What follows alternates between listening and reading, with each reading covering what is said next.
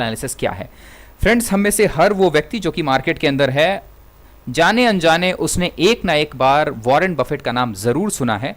और आज का जो ये वीडियो है ये उन्हीं की लर्निंग से हम शुरू करेंगे और लास्ट में उन्हीं की लर्निंग्स पर ख़त्म करेंगे। ओके, ध्यान से सुनिएगा कि वॉरेन बफे के दो बहुत ही फेमस कोट हैं। उनमें से एक है, I never invest in anything that I don't understand, यानी मैं ऐसी किसी भी चीज़ में निवेश नहीं करता जो कि मुझे समझ में नहीं आती। ये इनका सबसे पहला कोट है जो बहुत फेमस है। और दूसरा कोट है इनका कि in the short run the market is voting machine, यानी शॉर्ट रन में मार्केट वोटिंग मशीन है, यानी एक आदमी जिस जगह वोट कर रहा है सारे आदमी जाकर वहीं वोट करने लगते हैं। तो शॉर्ट टर्म में मार्केट वोटिंग मशीन की तरह काम करती है, लेकिन लॉन्ग रन में it's a weighing machine. Long run में मार्केट वेइंग मशीन की तरह काम करती है, यानी लॉन्ग रन में वही चीज सफल होती है मार्केट में जिसके अंदर थोड़ी बहुत भी वजन होता है जिस चीज में। तो आखिर ऐसी कौन सी चीज है मार्केट के अंदर जिसके अंदर वजन होता है, या जब वॉरेन बफे ये कहना चाहते हैं कि लॉन्ग रन में वो चीज सफल होती है मार्केट में जिसमें मतलब in the long run market is weighing machine, यानी लॉन्ग रन में मार्केट उसी चीज को रेस्पेक्ट देती है जिसमें वजन होता है। तो आखिर ये कहना क्या चाह रहे हैं वॉरेन बफे इस चीज से? बेसिकली वॉरेन बफे ये बताना चाह रहे हैं कि ऐसी किसी भी कंपनी में या किसी भी कंपनी के शेयर्स जब आप खरीदते हैं तो उससे पहले आपको यह जानना चाहिए कि बेसिकली वो कंपनी करती क्या है। I don't buy what I don't understand. So हमारा सवाल है कि क्या आप किसी भी शेयर को बाय करने से पहले ये जानते हैं कि आप क्या बाय कर रहे हैं? मिसाल के लिए अगर आपने हेक्सावेयर को बाय किया तो क्या आपको पता है कि हेक्सावेयर कंपनी करती क्या है, उसकी बैलेंस शीट कैसी है, कंपनी को करंट ईयर में कितना मुनाफा हुआ है, या पिछले साल कंपनी का कितना मुनाफा था? सो जब हम आपसे ये क्वेश्चन पूछते हैं कि फंडामेंटल एनालिसिस क्या है, तब उस क्वेश्चन का एक सिंपल सा आंसर है कि फंडामेंटल एनालिसिस का मतलब है किसी भी कंपनी के बारे में वो सारी जानकारी रखना जिससे हमें यह पता चले कि कंपनी कितनी मजबूत या कितनी कमजोर है ना। अब इस पर्टिकुलर क्वेश्चन के अंदर बहुत सारी चीजें आती हैं कि फंडामेंटल एनालिसिस के अंदर किसी भी कंपनी के बारे में क्या क्या जानकारी आती है। तो इसे एक सिस्टमैटिक तरीके से अगर हमको आपको बताना हो तो सबसे पहले फंडामेंटल एनालिसिस के बारे में यह जानकारी आती है कि कंपनी आखिर करती क्या है। अगर आप हेक्सावेयर को चूज करते हैं तो आपको यह पता होना चाहिए कि हेक्सावेयर किस तरह के बिजनेस में है।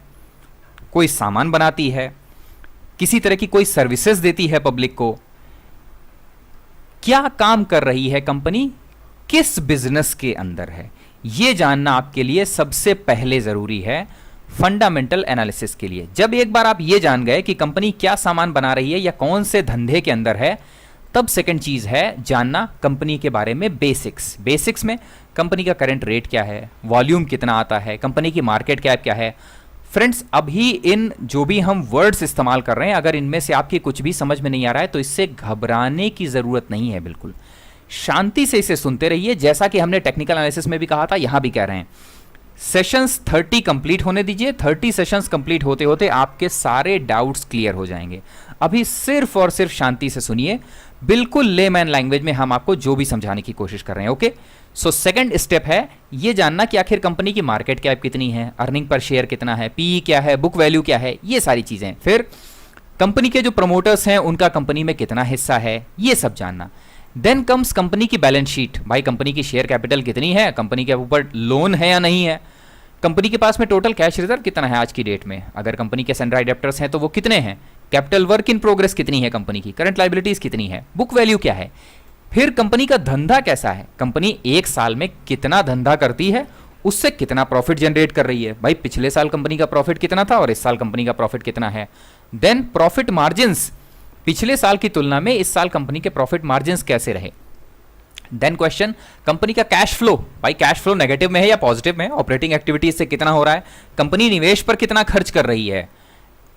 ये सारी जानकारी जब आप एक जगह कहीं इकट्ठी करते हैं तब इस पूरी एनालिसिस के बेसिस पर किसी भी शेयर को खरीदना है या नहीं, जब आप ये तय करते हैं तब इस एनालिसिस को हम कहते हैं फंडामेंटल एनालिसिस।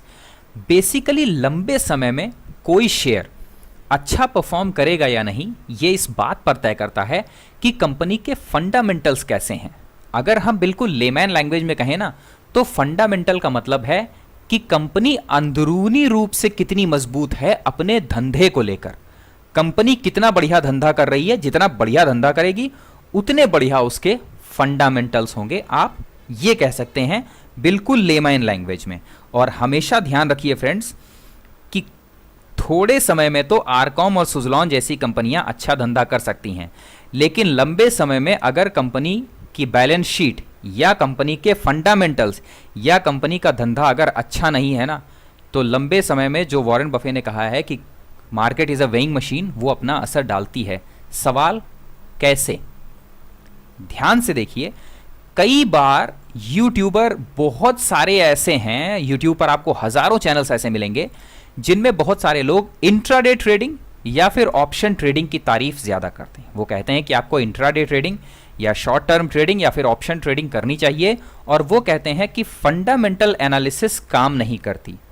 दूसरी तरफ बहुत सारे फंडामेंटल एनालिस्ट ऐसे हैं जो कहते हैं कि टेक्निकल एनालिसिस काम नहीं करती, एफएनओ सेगमेंट काम नहीं करता। हमारा कहना है कि आपको हर चीज़ के बारे में नॉलेज होना चाहिए। उसके बाद आप तय कीजिए कि आपकी एक्सपर्टीज आपको किस में करनी है। नॉलेज सारे काम करते हैं, शर्त सिर्फ एक है कि आपको नॉलेज को अच्छी तरह से एनालाइज करना आना चाहिए। अगर आप नॉलेज को एनालाइज नहीं कर सकते तो वो नॉलेज आपके किसी काम का नहीं है। इसलिए नॉलेज सारी रखिए। टेक्निकल एनालिस्ट या फिर इंट्राडे ट्रेडर्स आपसे कहेंगे कि फंडामेंटल्स बिल्कुल काम नहीं करते, 2 दिनों के अंदर ही फंडामेंटल्स चेंज हो जाते हैं और शेयर अचानक से नीचे गिर जाता है। दूसरी तरफ टेक्निकल एनालिस्ट कहते हैं कि फंडामेंटल एनालिस्ट कहते हैं कि मार्केट के टेक्निकल्स जो हैं उन्हें मैनिपुलेट किया जा सकता है, स्टॉप लॉस हंटिंग होती है, चार्ट्स को मैनिपुलेट किया जा सकता है। तो हमारा कहना है कि जानकारी सारी रखिए और डिसीजन अपने विवेक के आधार पर लीजिए। ओके, अब क्वेश्चन ये है कि अगर मार्केट के कुछ लोग ये कहते हैं कि फंडामेंटल एनालिसिस काम नहीं करती, तो क्या ये वाकई सही है? और आइए अब देखते हैं, एक पर्टिकुलर चार्ट लेते हैं और उसके बाद उस चार्ट को एक बार फंडामेंटल्स के आधार पर देखते हैं। कंपनी का नाम है सुज़लॉन एनर्जी। लगातार गिर रही है ऊपरी स्तरों से और हर लेवल पर कंपनी को अवॉइड करने के लिए कहा गया। तो अगर कोई कंपनी इतनी बुरी तरह से गिर रही है और किसी इंसान को अगर इस कंपनी को निचले लेवल पर खरीदना है, तो सबसे पहला सवाल उसका होना चाहिए कि क्या ये कंपनी रिकवर करेगी अगर निचले स्तरों पर हम खरीदते हैं तो। और इस सवाल का जवाब आपको कहाँ से मिलेगा, ये कंपनी रिकवर करेगी या नहीं? ये जवाब मिलेगा आपको इसकी फंडामेंटल एनालिसिस से। ध्यान से देखिए, शॉर्ट टर्म में सुज़लॉन का शेयर अप ट्रेंड में आया था और कहाँ से 46 रुपए से 100 रुपए तक गया, 130 रुपए तक, 3 गुना हो गया अपने निचले स्तरों का। बट लॉन्ग टर्म में ये शेयर वापस डाउन ट्रेंड में आया और करंटली 4 रुपए के पास में ट्रेड कर रहा है, 5 रुपए के पास में, यानी लॉन्ग टर्म में इस शेयर पर मार पड़ी। अगर ये सही है और अगर वॉरेन बफे की बात सही है, तो इसका मतलब इसके फंडामेंटल्स में कुछ ना कुछ गड़बड़ होनी चाहिए। चलिए देखते हैं क्या सुज़लॉन के फंडामेंटल्स में कुछ गड़बड़ है क्या। सिंपल सुज़लॉन का बैलेंस शीट खोल कर रखा है हमने, सुज़लॉन एनर्जी का बैलेंस शीट, और सिर्फ इसमें हम आपको एक चीज बताते हैं, किसी भी कंपनी में अगर लोन बहुत ज्यादा है ना, तो उस कंपनी में लंबे समय में अगर वो लोन चुकाने में अपना असमर्थ रहती है तो कंपनी में समस्या आनी है। अगर ये इंफॉर्मेशन सही है तो सुज़लॉन एनर्जी के पास में लोन शानदार होना चाहिए, बहुत ज़बरदस्त। तो आइए देखें कि क्या बैलेंस शीट में सुज़लॉन के लोन की हालत ख़राब है। तो ज़रा ध्यान से सुज़लॉन की बैलेंस शीट में टोटल डेट, सिर्फ ये पार्ट देखिए, डेट का मतलब है लोन। और ध्यान से देखिएगा, मार्च 14 में 8,000 करोड़ का लोन, मार्च 15 में 9,000 करोड़ का लोन, मार्च 16 में ये लोन 5,500 करोड़ का था, और मार्च 16 में जरा सुज़लॉन के चार्ट को देखिए। ओके, मार्च 16 में सुज़लॉन के चार्ट को हम देखते हैं। ओके, और सुज़लॉन था तकरीबन 14 रुपए के आसपास, यहां पर रेट दिखेगा आपको, 14 रुपए के आसपास मार्च 16 में सुज़लॉन ट्रेड कर रहा था। ओके, 20 रुपए के आसपास में, 14-20। ओके, और वहां से लोन लगातार बढ़ता जाता है, 5,500 crore, then 6,000 crore, then 7,000 crore. Company के पास में कैश रिजर्व कितना है? नेगेटिव में। यानी ये मानिए कि एक आदमी है जिसके ऊपर 7,000 रुपए की उधारी है और उसकी जेब में एक फूटी कौड़ी भी नहीं है। इसका मतलब है कि आदमी की फाइनेंशियल कंडीशन खराब है ना। एक आदमी के ऊपर 7,000 रुपए की उधारी है और उसकी जेब में एक पैसा नहीं है, उसके बैंक में एक पैसा नहीं, उसके पास कोई पैसा नहीं है, लेकिन उसके ऊपर उधार भी 7,000 रुपए का है। अगर ये आदमी आपसे और उधार मांगने आए, बोले कि मुझे 1,000 रुपए उधार दो, तो क्या आप इस आदमी को और उधार देंगे? जवाब है नहीं, क्योंकि आप पूछेंगे कि भाई उधार तुम चुकाओगे कैसे, और आदमी के पास में कुछ है ही नहीं।